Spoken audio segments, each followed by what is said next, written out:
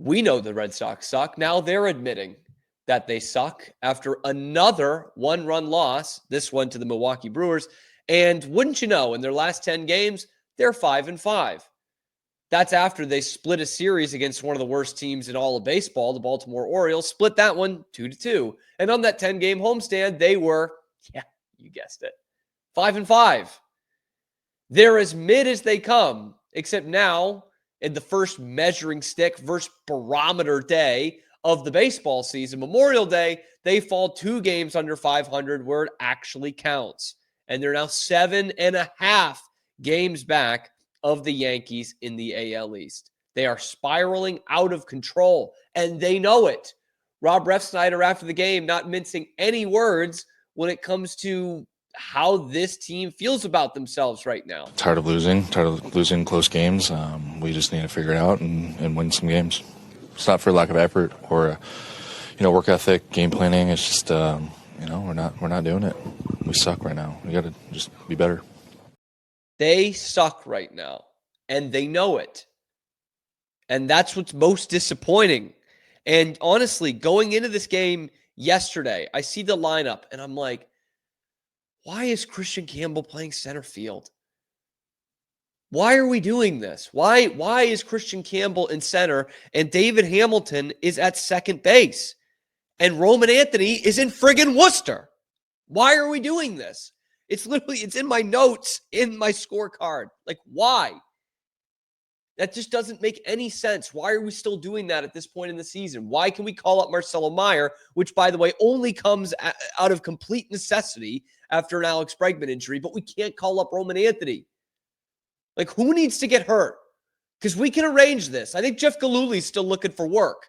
Who needs to get hurt for Roman Anthony to get called up to the big club?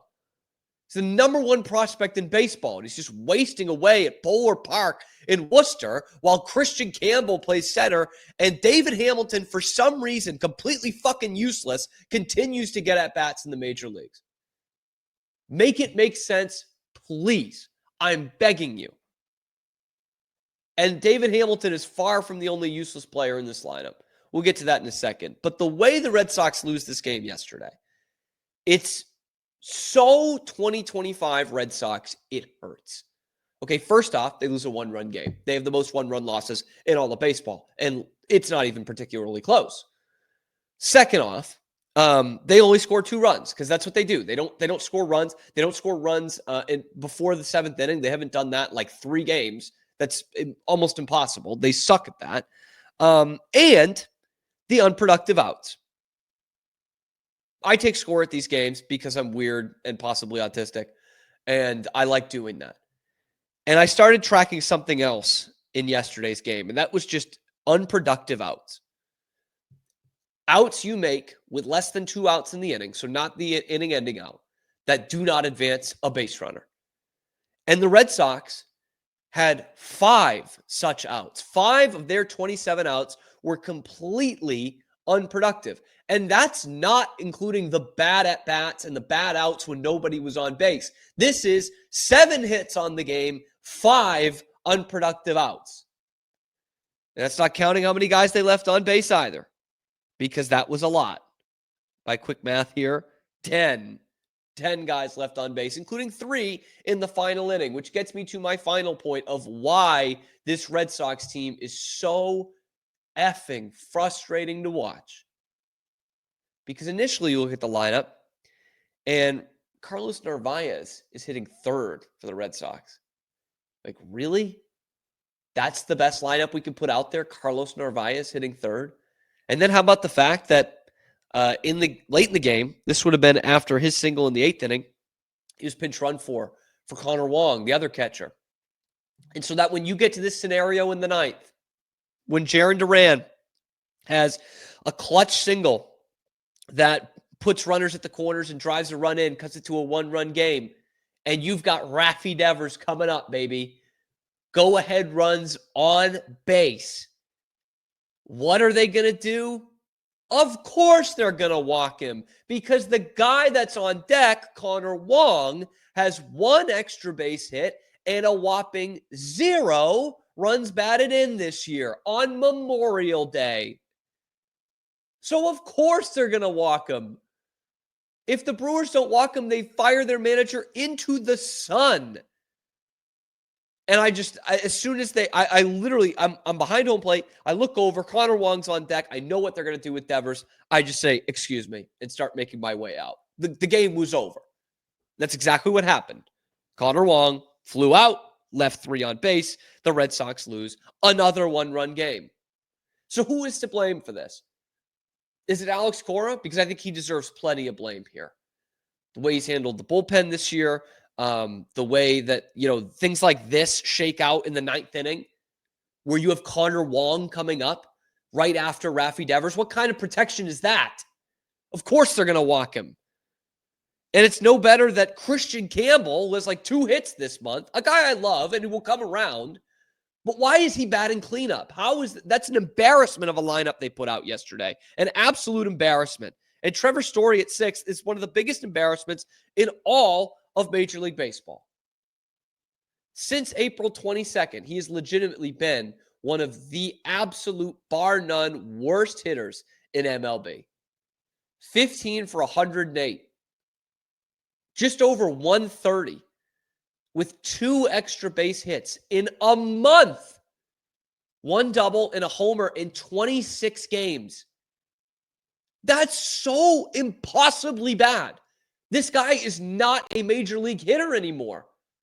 Give it up. I know it's a big-time contract, but this is making the Pablo Sandoval contract look good. Give it up.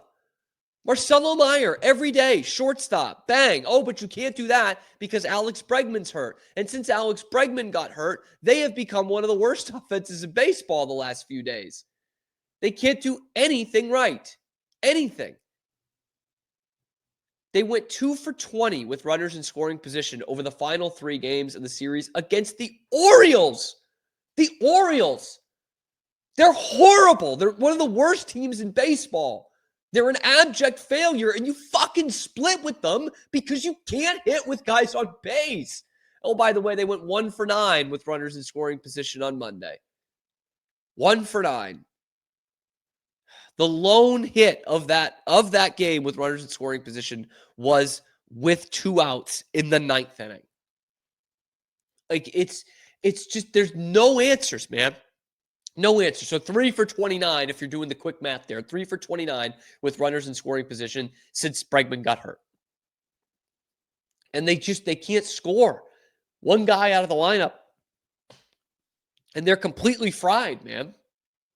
Completely fried. For the month of May, Trevor Story, 163, 212, 213 slash line. 2 extra base hits, 28 strikeouts.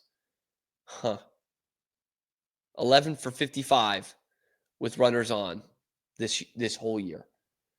And that was after a decent stretch in April. A decent stretch. But it's those guys and it's the 1-run games, man. 6 and 14 in 1-run games. That's so bad, man. That is what separates the great teams from the good teams and the good teams from the mid. And the Red Sox are mid. They're like 6 games over 500 the last 7 years, and that includes a trip to the ALCS. So one of these things is not like the other. And I don't think firing Alex Cora right now really lights a fire under these guys' asses. And I think it's not something you have to really think about when you decide to make this move. But I don't know how that rubs Alex Bregman, a guy who was your best player this year and has a player option after this season. But it is worth noting, like, he finishes in last place more than he makes the playoffs. And why do we just take that as Red Sox fans? Like, we don't take it as Patriots fans. We don't take it as Celtics fans. We don't take it as Bruins fans. Why do we just take it as Red Sox fans? Why are we just okay with this just not getting any better? Why do we keep the same people in place? What does Andrew Bailey do? How is the rolling away from fastballs really worked for this rotation? Garrett Crochet is the only dependable starter that you're going to get start in, start out. By the way, he was good yesterday. He's very good. 11 strikeouts and 6 2/3. Only gave up 2 hits. He's the only one who's actually out there performing for this team. Pete Fatsi, like, who does he have pictures of? The hitting coach is so expendable. Like, just get another one. Get a slightly different philosophy, because this one does not fucking work. If the philosophy is absolutely do not put the ball in play when there are guys in scoring position, then bam, they nailed it. And Jim Rice does not know what he's talking about. Hall of Famer can't give hitting tips because there's their goddamn philosophy. Go 3 for 29 over a 3-game stretch with runners in scoring position. That's a good strategy. And yet Pete Fatsi just continues to sit in that dugout, will pull over, and tell guys they're doing a good job. And the worst part about this for the Crochet thing is the poor guy must be thinking, how is this any different from the White Sox? Like, they're not the worst team in modern baseball history. They're not last year's White Sox. But in terms of Crochet starts, like, they're 2-4 in his last 6 starts. His ERA is barely over 2, and he's 4-4 on the year. Like, that's a lot like pitching for the White Sox. And all you need to do is be dominant with your number 1 starter, Garrett Crochet, and go 500 in the rest of the games. And they can't do that. They go 500 in his games. He's getting just barely a run more per game in run support than he got last year for the worst team in the history of modern baseball. How do we just let this go on, man? Why aren't heads rolling? Why doesn't anybody get blamed for this? And amazingly, one of the guys who doesn't deserve a lot of the blame is Rafi Devers. From a hitting standpoint, he's their best hitter that's in the lineup every day. Alex Bregman's out. But it is frustrating that now it's not even a story. Now they won't even think about asking Rafi Devers to play third base, which would open, his old position that he was so adamant about playing in spring training. They won't ask him to do that when Bregman's hurt, even though that would absolutely allow for a chance to bring up Roman Anthony, because they don't want to ask him again. They don't want this to be a media circus again, because Devers is going to throw a little pussy fit and be like, no, I can't play every position on the field. Like, he's just going to go into that. I can't play every position. I can't play every position they ask me just when everybody gets hurt, even though it's my old position. It's an embarrassing thing right now for the Red Sox. It's an absolute failure through 2 months of the season. And at the first kind of measuring point here, we always say, wait till Memorial Day to talk about what your team's actually going to be. You've finally got an idea of what this is. They're more than a quarter of the way, almost a third of the way through the season here. And they're 7.5 games out of first place. They're 2 games under 500. And the only team they're better than in their division is one of the worst teams in baseball that you just split a series with. Toronto's now better than you, and they're not even 500. It's an embarrassment right now. And I'm not saying Alex Cora needs to be fired, but Alex Cora has not had a good season. And I think you need to really assess after this season what his long-term future is here. You extended him last year because he was the only recognizable guy on the team, and he's the manager. And because, we just all told ourselves it wasn't Alex Cora's fault time and time again. And now ownership has gone out and made a big deal for Crochet. They've spent money on guys like Bregman. And now you realize maybe it is Cora. Maybe Cora's part of the problem. You got the best third baseman on the market.